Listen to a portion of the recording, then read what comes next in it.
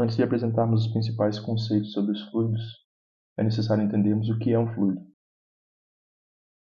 Então vamos considerar três recipientes: o primeiro contendo um sólido,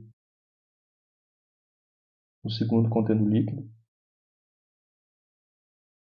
e o terceiro contendo gás. Podemos observar que o sólido possui uma forma própria, que não depende do recipiente no qual ele está inserido. O líquido, por sua vez, não possui uma forma própria, assim como o gás. No entanto, o líquido possui uma superfície livre, enquanto o gás ocupa todo o recipiente. E é justamente por essa característica de assumir o formato do recipiente é que nós chamamos os líquidos e os gases de fluidos. Essa primeira definição ela é útil apenas para que possamos reconhecer um fluido. No entanto, nós precisamos de uma definição mais complexa. Então, essa definição, novamente, ela é obtida através de uma comparação no comportamento entre um sólido e um fluido. Vamos considerar, então, um sólido preso entre duas placas.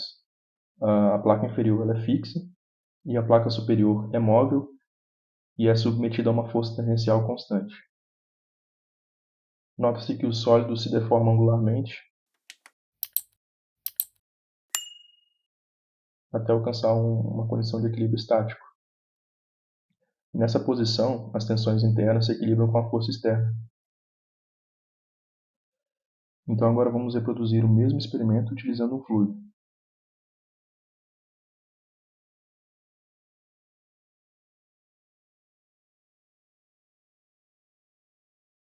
A placa superior, então, é submetida a uma força tangencial, né, que por sua vez inicia o movimento. E daí surge a primeira observação importante. Os pontos correspondentes da placa e do fluido permanecem correspondentes durante o movimento. Sendo assim, se a placa assumir uma certa velocidade v, os pontos do fluido que estão em contato também terão a mesma velocidade v.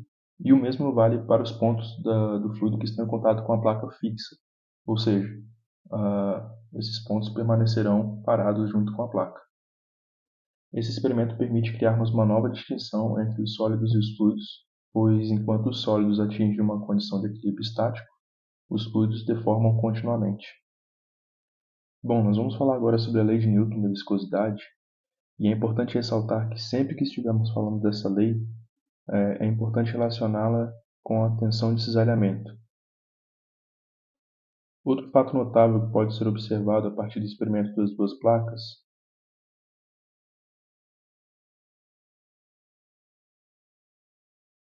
é que a placa superior, acelerada pela força tangencial Ft, passa de uma velocidade nula para uma velocidade finita. E a partir de um certo instante de tempo, essa velocidade passa a ser constante. Vamos apresentar essa velocidade como v0.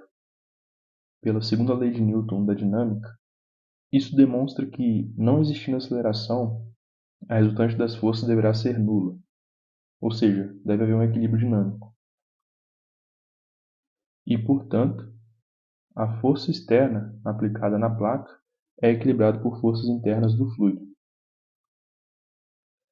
E aí você pode estar se perguntando, como aparecem essas forças internas? A resposta vem do princípio da aderência. Segundo esse princípio, o fluido que está junto à placa superior irá se deslocar com velocidade v0, enquanto aquele junto à placa inferior estará com velocidade nula. Em cada seção normal às placas, como por exemplo a seção AB, irá se formar um diagrama de velocidades, onde cada camada do fluido desliza sobre a adjacente com uma certa velocidade relativa. Esse fato cria uma espécie de atrito entre as diversas camadas do fluido. E é justamente esse atrito entre as camadas que origina as tensões de cisalhamento, que multiplicadas pela área da placa, originam uma força tangencial interna do fluido que é responsável pelo equilíbrio da força externa, o que fará com que a placa superior assuma uma velocidade constante v0.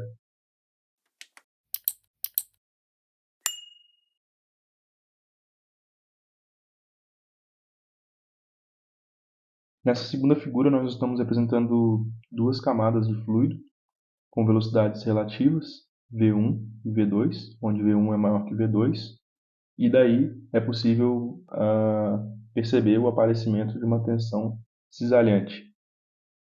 Certo, e aí, a partir dessas observações, Newton descobriu que em muitos fluidos a tensão de cisalhamento é proporcional ao gradiente da velocidade, ou seja, a variação da velocidade com relação ao eixo vertical, ou ainda que a tensão de cisalhamento dividida pelo gradiente da velocidade é igual a uma constante. E aos fluidos que obedecem a essa lei são ditos fluidos newtonianos.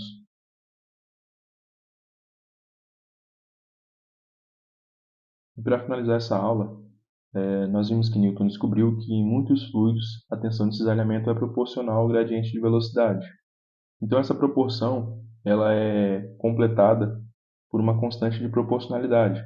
E é justamente essa constante de proporcionalidade que nós chamamos de viscosidade absoluta ou dinâmica.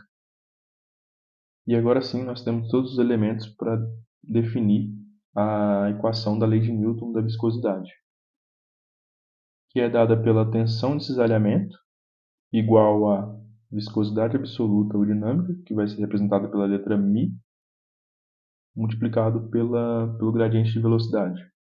Vale ressaltar que a viscosidade é uma propriedade do fluido e outras condições, como por exemplo pressão e temperatura.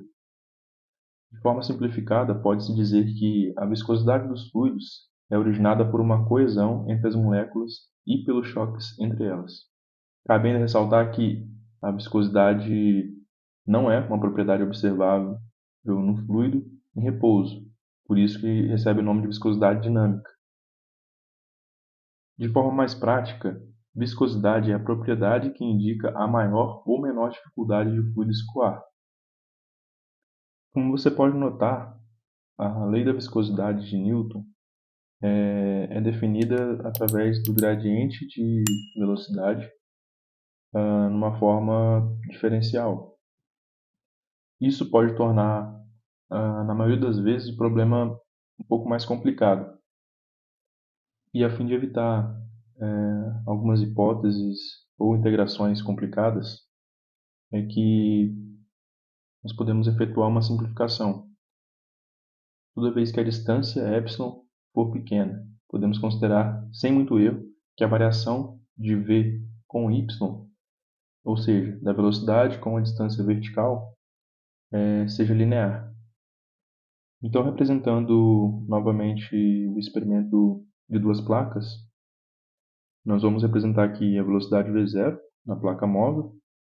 Também vamos representar uma seção AB, a espessura é epsilon, e vamos marcar também um ponto C a fim de delimitar um triângulo ABC. Por fim, vamos marcar também a variação de velocidade dv e o deslocamento dy e representar o triângulo menor como MNP.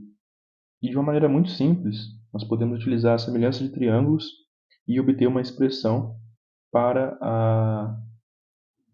o gradiente de velocidade.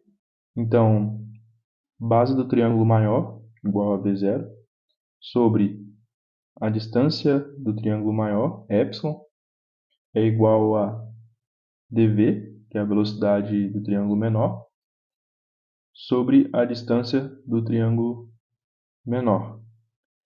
Portanto, a tensão de cisalhamento é igual a μ vezes a velocidade da placa móvel sobre a distância das placas. Lembrando mais uma vez que essa hipótese ela só é aceitável quando a distância epsilon é pequena.